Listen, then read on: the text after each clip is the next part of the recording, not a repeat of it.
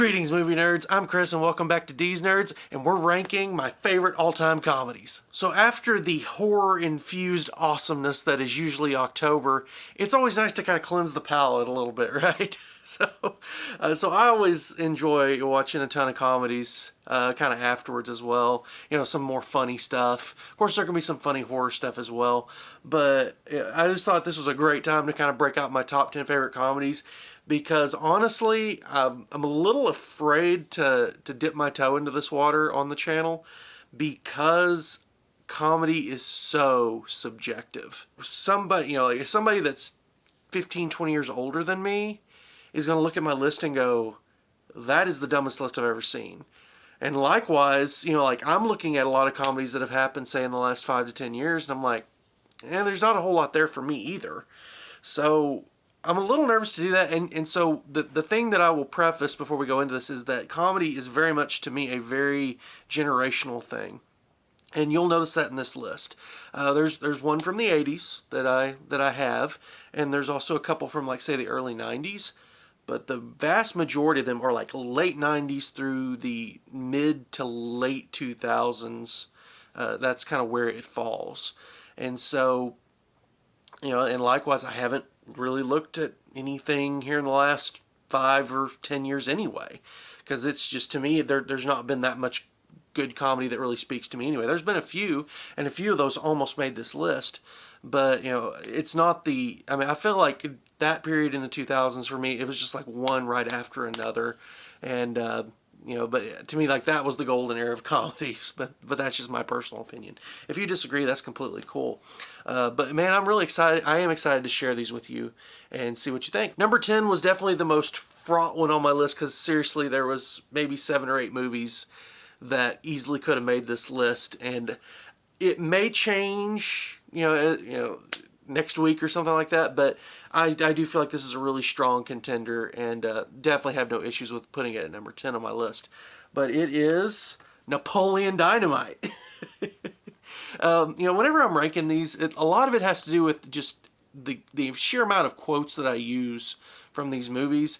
And I mean, there's so many in here. I mean, anyone that was kind of my age coming up through high school when this came out, I mean, you have said "gosh" like a lot in your life. Also, the whole thing, coach would put me in, we'd won state, or how much you want to bet I can throw that football over that mountain, bet I could throw a pigskin a quarter mile. I guess Uncle Rico is my favorite character in the whole movie. Like, he's awesome. But I mean, just the whole thing, and I love that it's really just about nothing. It's just kind of like a slice of life kind of a comedy, for a very quirky slice of life. But I mean, the lines are great, the characters are really great. Of course, Napoleon is amazing. Pedro is amazing. Just all, I mean, there's just a lot of great stuff going on there. And, Napoleon's dance moves at the end, I mean, come on. I mean, you can't really go wrong with this film. There's some people that will disagree. I know a lot of people that hate this film and think it's just really stupid, but that's okay. And the other side I like about it is, unlike a lot of movies at this time, I feel like, and you're going to see a lot of, like, Judd Apatow and different things on this list. And even if they aren't on the list, there's going to be a lot of Judd Apatow that I like, a lot of, but it's a lot of R-rated kind of stuff. This one was really kind of it was pretty tame, actually. And, there's something to that it's nice to find something funny that isn't quite, as raunchy, but, and so, I don't know, like, I have a really warm spot in my heart for this movie. No top 10 list for me is complete without including something from Adam Sandler. And I thought about, there's so many movies from the 90s that he did that I just adore so much, but at the end of the day, there's one to me that stands out more than the rest. It's Happy Gilmore. Again, you talk about, like, great quotes out of this movie. Of course, like, the guy from The Price is Right, what's his name? Bob Barker, yeah. I mean, just beating the crap out of Happy. I mean, the epic golf swing that he came up with. And I played a lot of golf in high school.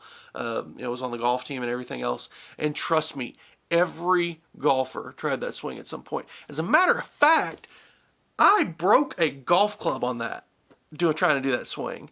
and didn't like hit anything, but it was literally so much club speed that literally the shaft just broke off right at the edge of the club head.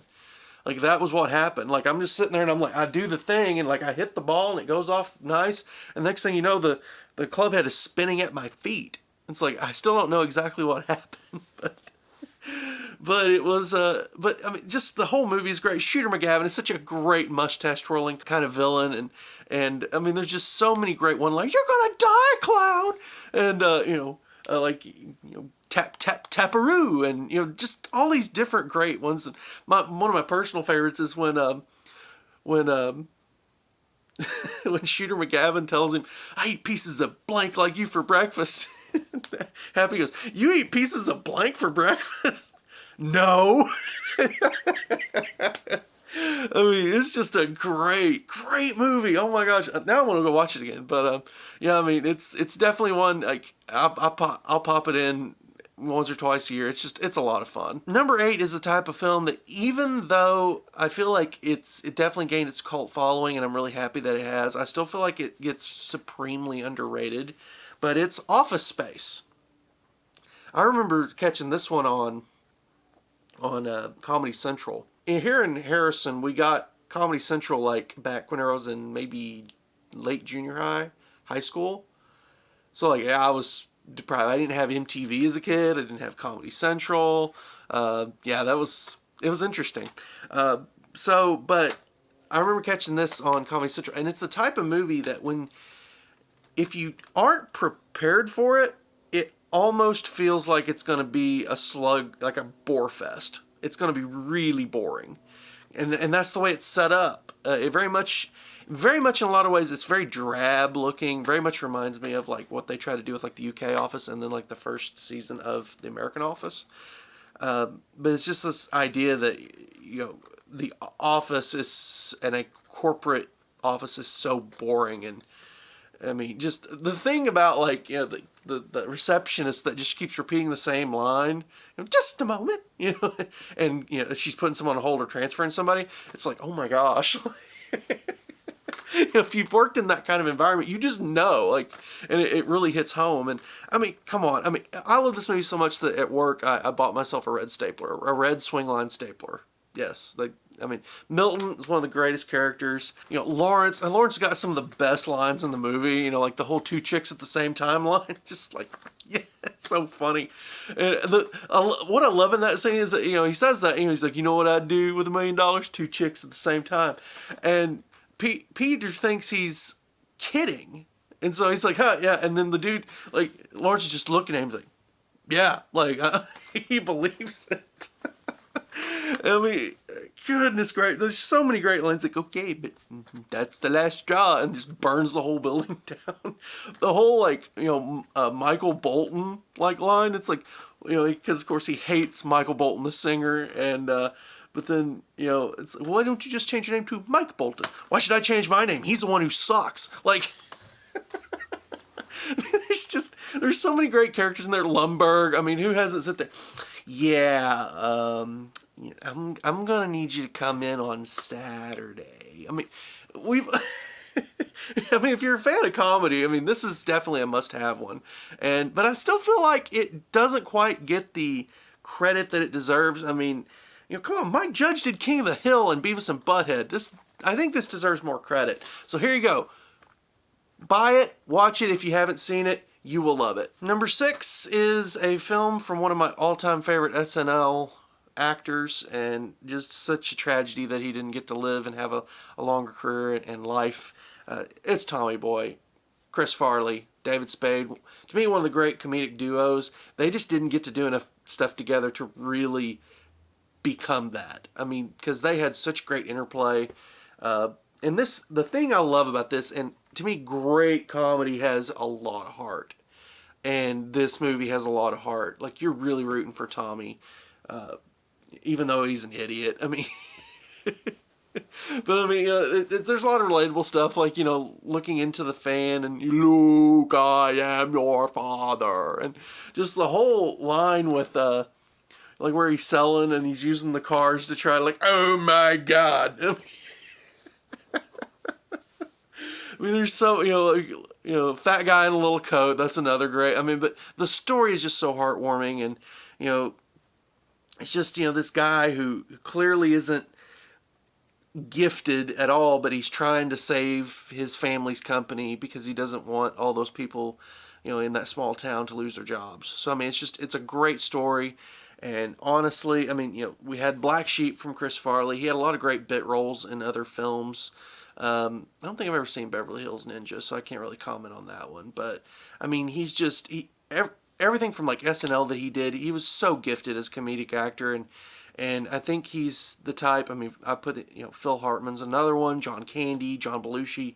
I mean, it's like, man, it's like I really wish that those guys would have stuck around a little bit longer, so that they could have enriched the world a little bit more. I couldn't go the whole list without Will Ferrell. Anchorman.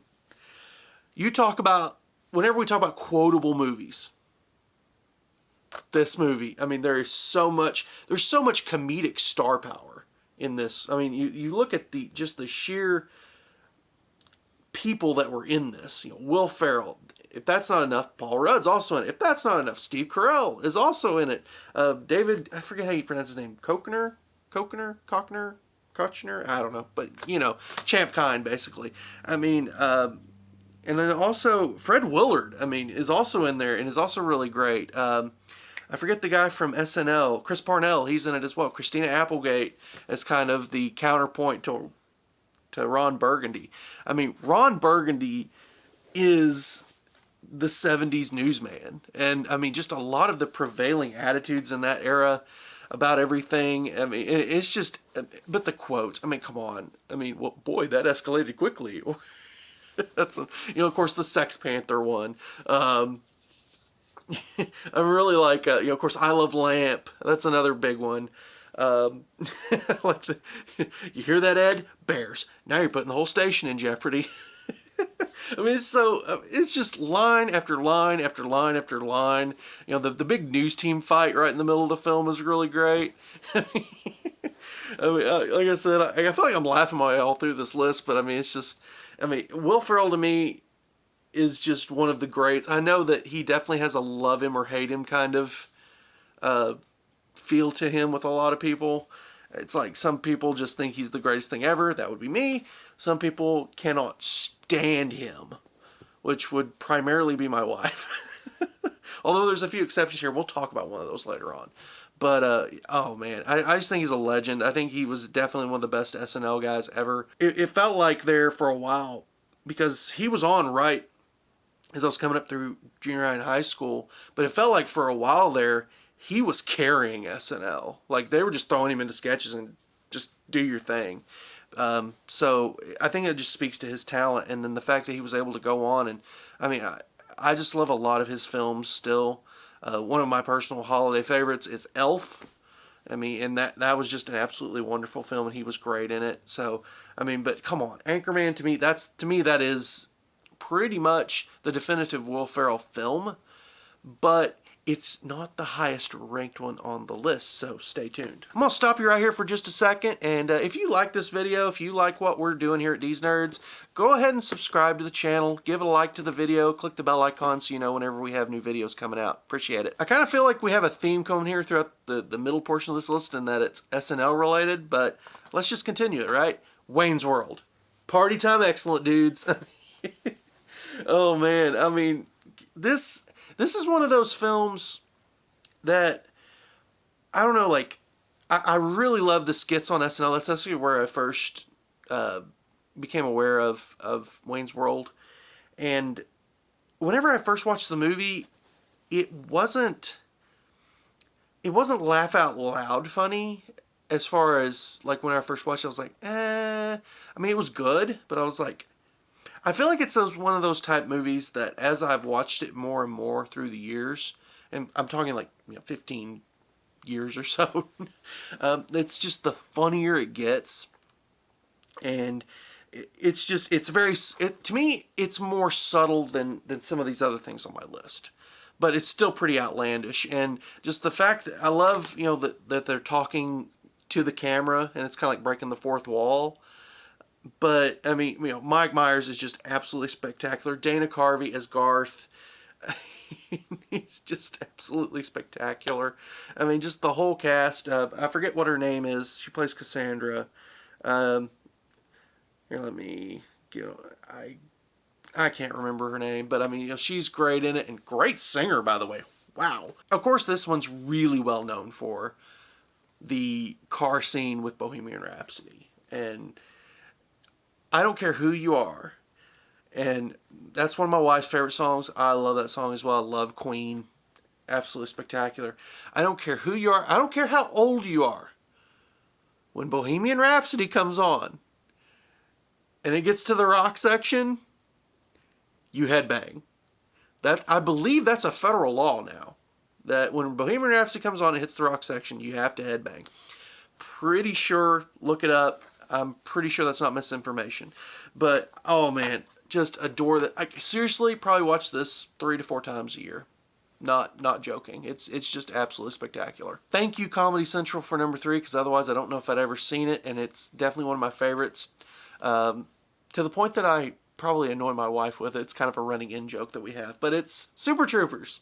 Now, before you ask, yes, my wife does really like this film a lot. And it's just one of the great ones. And I love the Broken Lizard crew.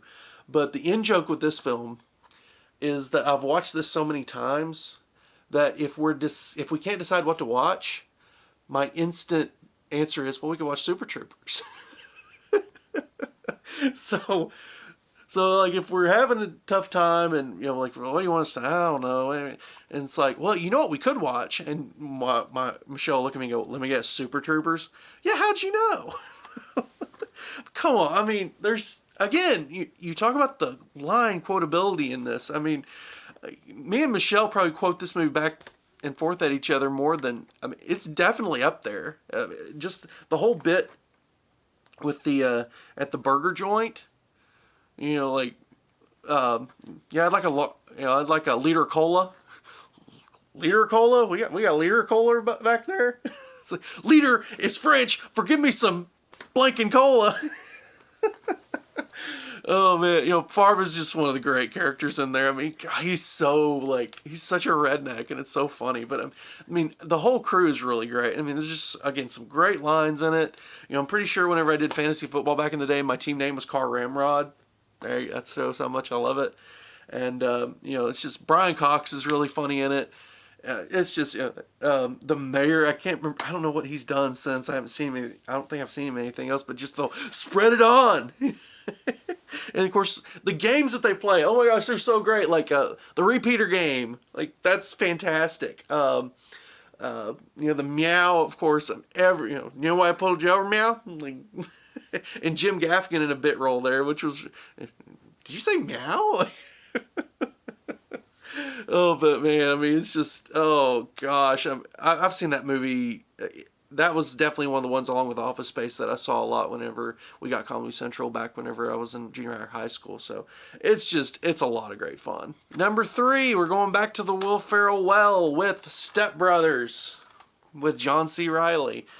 So while I said that Anchorman was the definitive Will Ferrell film for me, as far as Will Ferrell being almost the center of the action, I do love this film more, and John C. Reilly is the reason why. Their chemistry together is spectacular, which is actually shocking to me that Holmes and Watson was so bad.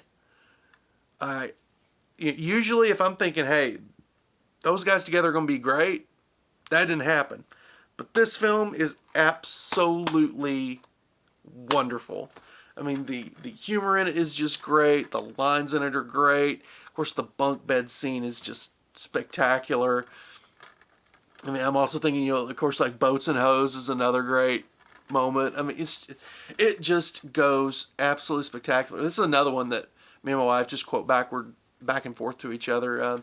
Like there's the, I can't really say the line, but Mary Steenburgen, her character, like when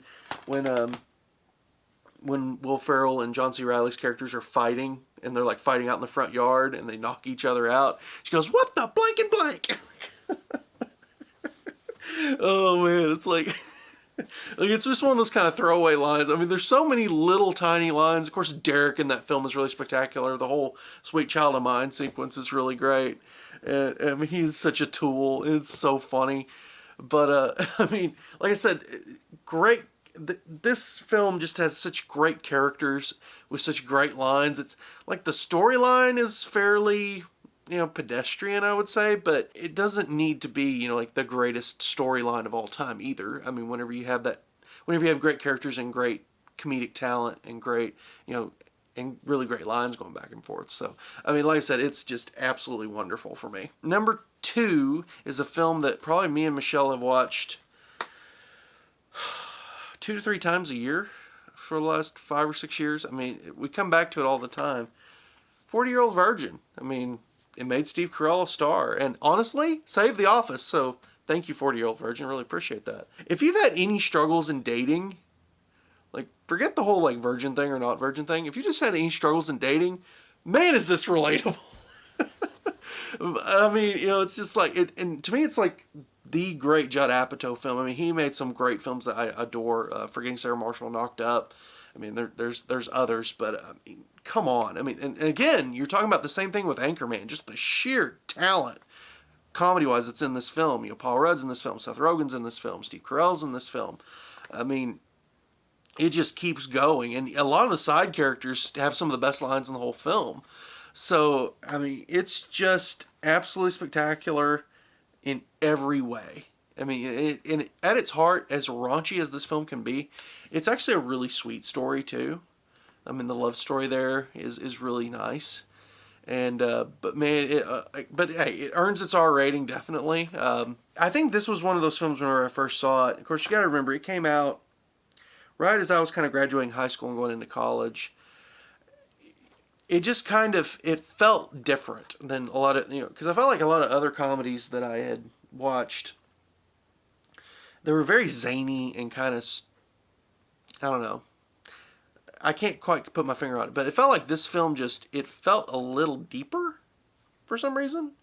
It's like it was raunchy and it had a lot of almost like juvenile humor and everything, but there was this density to the characters that I think really did something for me and really kind of opened me up as far as comedy went. But yeah, I mean, it's one I've gone back to the well plenty of times on. I will say this Blu-ray, it looks pretty bad. I mean, whatever they did to it, like I guess the DNR or whatever they did to it, the digital noise reduction, I really wish they would come out with like a better version, maybe on 4K. I don't know. I'm not normally a 4K on comedy kind of guy because it's like whatever, but that might be an improvement there. But great film. Number 1. What could it be? Are we doing a drum roll for this? No. Okay, fine. So, number 1, Caddyshack. Come on. I got to give it up for the classic. I mean, what else can you say? You talk about comedic talent. Right there, those 4. Jeez. Does it get any better? I don't think it does. So, here's why it's my favorite comedy. So, again, as I mentioned, I played on the golf team and did a lot of stuff in high school regarding that. I mean, my whole world pretty much was golf back then, which is really different to what I am now. Like, everything now is, like, about playing music and listening to music and movies and a lot of more creative kind of pursuits. Back then, I was a golf nerd. I was, straight up. I even had a job at the country club here in town. And this country club was so technologically advanced that they only had a VHS player. And I don't know if you've worked at a small golf course ever, but there are times during, let's say, I don't know, the winter or, like say a Sunday afternoon potentially where like, it may be a little bit chillier or, the weather may not be as good. When it's dead. I mean, dead. D-E-A-D, dead. Like, and of course, like, if it's on a Sunday afternoon, good luck finding anything to watch. I mean, geez. I mean, the cable wasn't great anyway, but, so, they had VHS. And I think they had 2 films. One I can't remember, but the other one, was this. And so I have seriously probably watched this film 200 to 300 times. Like, literally during high school, I probably watched it 150 times. Just working at that country club. To buy it then on DVD, to then buy it on Blu-ray. And honestly, I don't watch it that much anymore. I think last time I watched it was, I don't quite remember the last time I watched it, but it was within the last couple of years. But to this, I almost don't need to. I've just kind of got it memorized. It's burned into my skull. But I mean, again, the plot here makes no sense. This is just like it's almost like a series of SNL skits based around a country club. So it's not like it's not the greatest plot line. I mean, it makes no sense, but the jokes and the stories and the one-liners and the monologues, holy smokes. Rodney Dangerfield is just a tour de force in this film. I mean, just the whole line, this is the worst looking hat I ever saw. You can get a hat like this, I bet you get a free bowl of soup, huh? Oh, but it looks good on you, though. And Bill Murray, of course, with the great Dalai Lama speech. I've got that memorized, but I won't subject you to me reciting all of it. Ted Knight is great into it. I mean, Chevy Chase, of course, the all that. I mean, it's just absolutely spectacular. And honestly, I think, Danny Noonan, James O'Keefe, I think he's really great. Oh, no, Michael O'Keefe, my bad. But Michael O'Keefe, he's really good at kind of playing that, endearing kind of teenage kid. But I mean, it's just, that's what it is. I mean, it's just essentially a series of skits around a golf course. And of course, the gopher kind of ties it all together, because the plot makes no sense. But again, it succeeds in spite of that. And I think more so than any other film on the list, I think I referred to that on another film where I was like, well, the plot's not I think it was Step Brothers. But this one especially, you're not watching it for the plot. You're watching it for some of the greatest comedy legends of all time just doing what they do. And I mean, it was so off the cuff that they decided, they're like, oh wait, we haven't had Bill Murray and Chevy Chase have a scene together. Oh, well, let's do the scene at the bunkhouse or whatever for the greenskeeper or Carl Spackler's. So they just have Chevy Chase playing through in the middle of the night, trying to prepare for the match with Judge Smales. I mean, again, it makes no sense, right? But I mean, again, the lines in it. I mean, and there's honestly, it's so chock full that I'm just having a hard time remembering them all at this point. It's just so amazing. If you haven't seen it, watch it. Of course, it was made in 1980, so take that into account. But man, I can't not think of this film and not smile, because not only that, but it was also a huge part of my formative years as well. So now I turn to you. I would love to know what your thoughts are on my top 10 list of favorite comedies. I would also love you to rank your own favorite comedies, because I know that it's going to be different than mine. So please let me know. Would just really love to have that discussion. Also, if you like what we're doing here at Dees Nerds, please subscribe to the channel. Click the bell icon so you know whenever we have new videos coming out. Also, we have merch, so we'll put a link down to our store down in the description, and anything you buy there just supports the channel. We're also on Instagram, Facebook, and Twitter, so if you are missing us in between videos, you can check us out there. So guys, hey, I appreciate it. You guys have a great, safe rest of the day. Bye!